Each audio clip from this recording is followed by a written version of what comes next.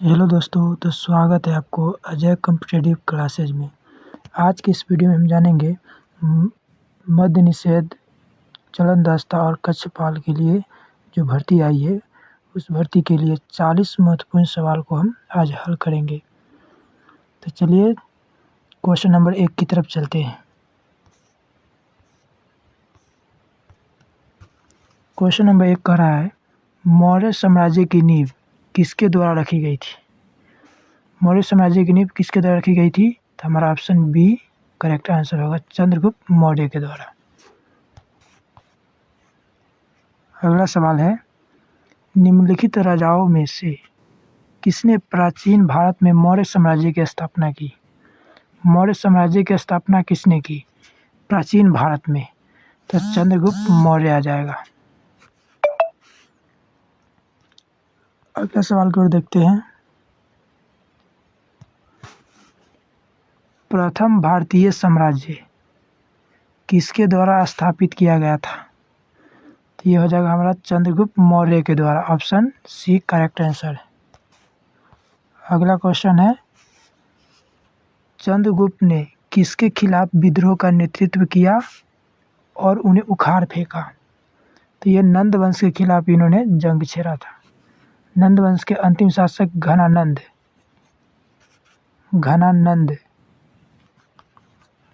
के खिलाफ इन्होंने विद्रोह छेड़ा था और चंद्रगुप्त मौर्य का विजय प्राप्त हुआ। अगला सवाल है, चंद्रगुप्त मौर्य ने मगध के नंद वंश को किसकी सहायता से उखाड़ फेंका था? यानी कि चंद्रगुप्त मौर्य ने नंद वंश को किसकी सहायता से पराजित किया था? तो हमारा हो जाएगा option C correct answer, Kautilya. Kautilya का एक और नाम है विष्णुगुप्त और इसका एक और नाम है चाणक्य।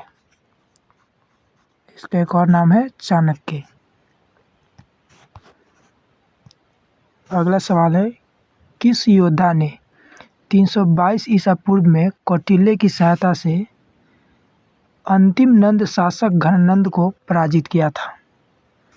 तो हमारा ऑप्शन बी करेक्ट आंसर हो जाएगा, चंद्रगुप्त मौर्य।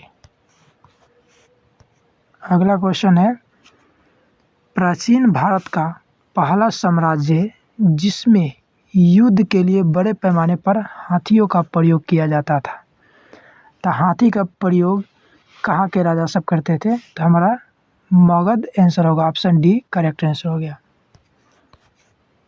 अगला क्वेश्चन है, यूनानियों को भारत से बाहर यूनानियों को भारत से बाहर किसने निकाला था? तो यूनानियों को जो भारत से बाहर चंद्रगुप्त मौर्य ने निकाला था।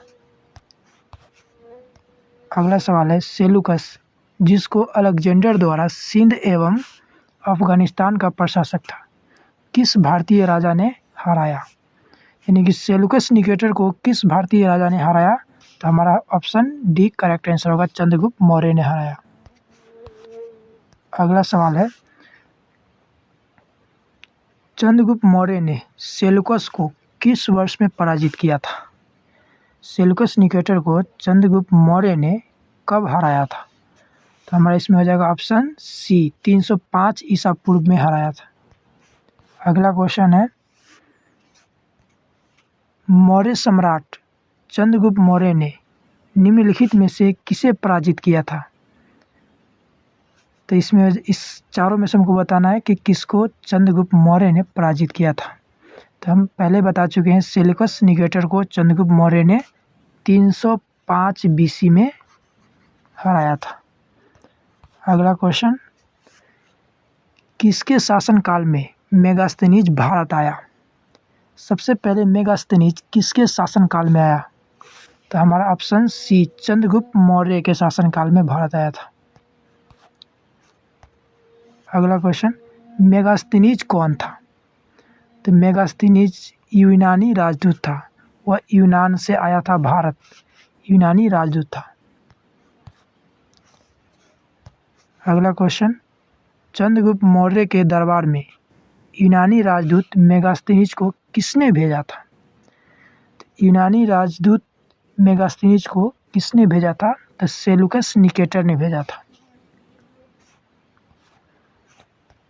अगला क्वेश्चन है, मौर्य नगर प्रशासन का विस्तृत विवरण प्रस्तुत करता है। इनकी निम्नलिखित में से कौन सा स्रोत मौर्य के नगर का प्रशासन का विस्तृत विवरण प्रस्तुत करता है?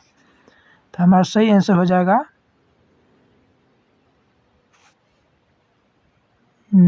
इसका आंसर प्रशासन का विस्तृत, तो इसका हो जाएगा मेगास्थनीज का इंडिका। अगला क्वेश्चन है, 4वीं शताब्दी ईसा पूर्व में ग्रीक इतिहासकार मेगास्थनीज ने किसके शासनकाल में भारत का पहला दौरा किया? किसके शासनकाल में? चंद्रगुप्त मौर्य के शासनकाल में किया था। अगला सवाल है, मेगास्थनीज की पुस्तक इंडिका में भारतीय समाज के कितने वर्गों का उल्लेख है? तो हमारा 7 वर्गों का उल्लेख है। ऑप्शन डी करेक्ट आंसर होगा। मेगास्थनीज के अनुसार पाटलिपुत्र का नगर एक समिति द्वारा शासित था। इस समिति में कितने सदस्य थे? इस समिति में कितने सदस्य थे? तो हमारा ऑप्शन सी 30 सदस्य थे। अगला सवाल है, निम्नलिखित में से किस मौर्य राजा ने दक्कन पर विजय प्राप्त की थी? दक्कन पर विजय प्राप्त किसने किया था? दक्कन पर विजय प्राप्त चंद्रगुप्त मौर्य ने किया था। अगला सवाल है, गुजरात चंद्रगुप्त मौर्य के साम्राज्य में सम्मिलित था। यह किससे प्रमाणित होता है?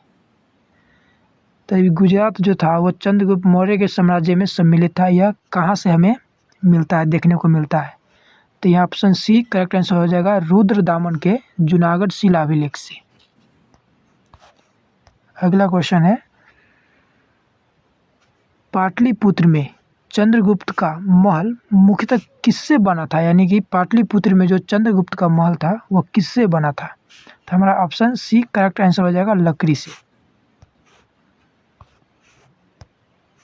अगला क्वेश्चन है, चंद्रगुप्त मौर्य ने अपने अंतिम दिन कहाँ गुजारे थे? तो श्रवणबेलगोला पहाड़ी पर चंद्रगुप्त मौर्य ने अपना अंतिम दिन गुजारा था। और ये श्रवणबेलगोला कहाँ पड़ता है? हमारा कर्नाटक में पड़ता है, कर्नाटक में, और वहीं पर उनका समाधि मरण हो गया था। अगला सवाल है, निम्न में से किसने कहा कि चंद्रगुप्त मौर्य ने 6 लाख सैनिकों की सहायता से संपूर्ण भारत को रौंद डाला? ये किसने कहा था? तो प्लूटार्क ने कहा था। ऑप्शन सी सही है। अगला सवाल है, किसने अपने ग्रंथ में चंद्रगुप्त मौर्य का विशिष्ट रूप से वर्णन किया हुआ है? तो ऑप्शन सी विशाखदत्त ने। अगला सवाल है, निम्नलिखित में से किसने चंद्रगुप्त मौर्य और सिकंदर महान की भेंट का उल्लेख किया है? ऑप्शन ए जस्टिन ने। अगला सवाल है, चंद्रगुप्त मौर्य का प्राचीनतम अभिलेखीय उदाहरण निम्न में से किस अभिलेख में मिलता है? तो हमारा ऑप्शन सी रुद्रदामन का जूनागढ़ अभिलेख से मिलता है।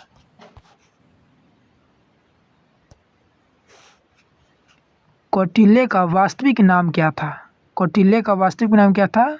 तो यह विष्णुगुप्त। यह बचपन का नाम है, बचपन का नाम इसका विष्णुगुप्त। अर्थशास्त्र पुस्तक किसने लिखी है? अर्थशास्त्र पुस्तक किसने लिखी है? तो हमारा कौटिल्य ने लिखी है। और इस पुस्तक किस भाषा में लिखी है? तो यह संस्कृत भाषा में लिखा गया है। अगला सवाल है, निम्नलिखित में से कौन सा ग्रंथ मौर्य साम्राज्य के शासनकाल के प्रशासनिक और सैन्य संगठन का संक्षिप्त विवरण देता है? प्रशासनिक और सैन्य संगठन, तो ये हो जाएगा हमारा अर्थशास्त्र। अगला सवाल है, किस साम्राज्य में कंटक शोधन नामक एक प्रकार का दरबार प्रचलित था? तो ये हो जाएगा हमारा ऑप्शन बी मौर्य वंश, मौर्य साम्राज्य में। अगला प्रश्न है, अर्थशास्त्र में दिए गए वर्णन के अनुसार अंतपाल नामक अधिकारी का क्या कर्तव्य था?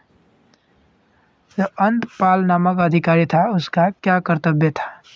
तो ऑप्शन डी, मार्गों की सुरक्षा तथा उनका रख रखाव। अगला सवाल है, कौटिल्य के अर्थशास्त्र के अनुसार मौर्य प्रशासन में घुड़सवार सेना के कमान अधिकारी को क्या कहते थे? कमान अधिकारी को क्या कहते थे? तो ये हमारा हो जाएगा ऑप्शन सी, अश्वाध्यक्ष। अश्वाध्यक्ष। अगला सवाल है, मौर्य प्रशासन के तहत शीताध्यक्ष किसके प्रभारी थे? मौर्य प्रशासन के तहत शीताध्यक्ष किसके प्रभारी थे? तो यह कृषि के। अगला सवाल है, समाहर्ता नामक अधिकारी का क्या कार्य था? समाहर्ता नामक अधिकारी का क्या कार्य था? तो हमारा ऑप्शन बी, कर निर्धारण होगा। अगला सवाल है, मौर्य वंश के शासन के दौरान स्थानिक कौन था?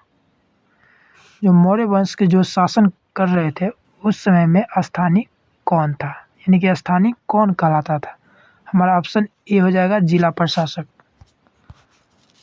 अगला सवाल है, मौर्य काल में भूमिकर जो कि राज्य की आय का मुख्य स्रोत था का सर्वोच्च अधिकारी कौन था?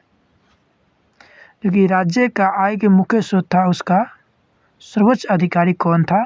तो हमारा ऑप्शन सी, शीताध्यक्ष। अगला सवाल है, चंद्रगुप्त मौर्य का पुत्र कौन था? चंद्रगुप्त मौर्य का पुत्र बिंदुसार हुए। अगला सवाल है, किस मौर्य शासक को यूनानियों द्वारा अमित्रघात कहा जाता है? अमित्रघात किसको कहा जाता है? बिंदुसार को। बिंदुसार, यानी कि ऑप्शन सी करेक्ट आंसर होगा। अगला सवाल है, बिंदुसार के शासन के दौरान कहाँ अशांति थी? तो तक्षशिला। अगला सवाल है, बिंदुसार के पुत्र का क्या नाम था? बिंदुसार के पुत्र का क्या नाम था? तो हमारा हो जाएगा अशोक। ऑप्शन ए सही। और यह पीडीएफ टेलीग्राम पर मिल जाएगा। टेलीग्राम चैनल का लिंक डिस्क्रिप्शन में दिया गया है, वहाँ पर ये पीडीएफ आपको मिल जाएगा।